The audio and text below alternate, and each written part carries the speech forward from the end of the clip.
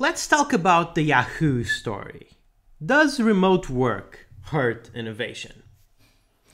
Welcome, ladies and gentlemen, to Virtual Coffee Chat with Luis. I am your host, and let's have a little tiny, tasty sip.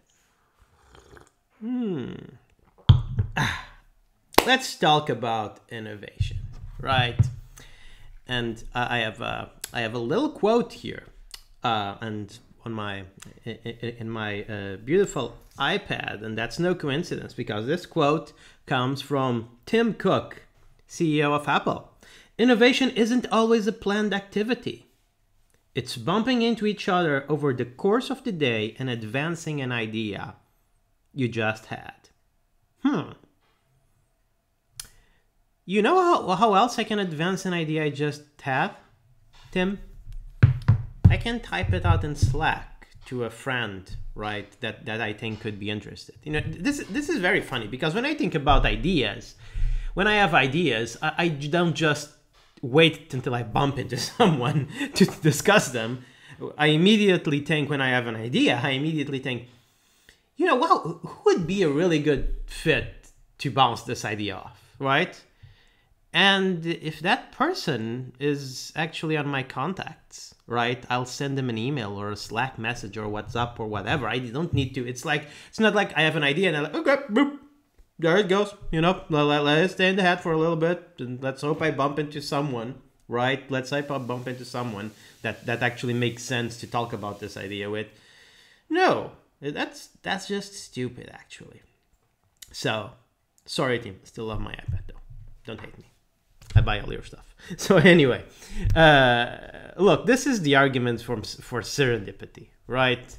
The argument from serendipity is that when you have, you know, random encounters in your workday, the conversations that you have with those people lead to inspiration, right? It's a passive form of creation versus an active form of creation. Now,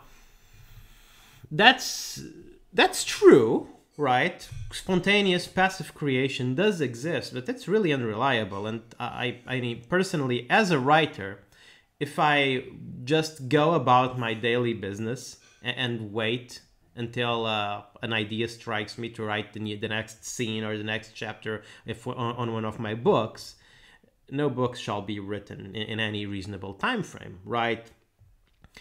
What every writer who has a book out there knows is that you need disciplined creativity, right? Disciplined creativity happens when you have a set time, you set apart 1, 2, 3 hours, whatever time you can set apart to sit down in front of a blank piece of paper or screen, like realistically screen, in front of a blank screen, right? You see that little blinking cursor there, and now you're alone with the white page and the cursor and your brain for 3 hours.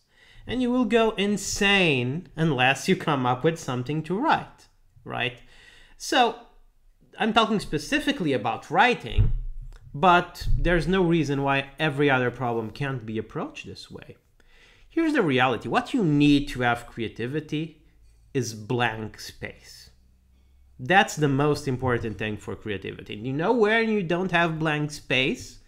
When you have a highly optimized routine where, you know, you have X time for this, X time for that, you have that meeting at 12, then you bump into Jane from whatever department and you chit chat with her for a bit, then you meet Bob and you're just sick of Bob, sorry Bob, we're just sick of Bob, but you need to be polite anyway.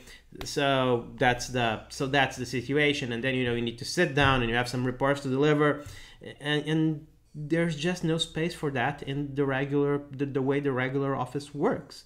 And I know that some big companies like Google make to pains to create an office environment that's more open-ended, where people can manage to carve out time for inspiration, but they're still in a bird cage, right? It might be a gilded cage.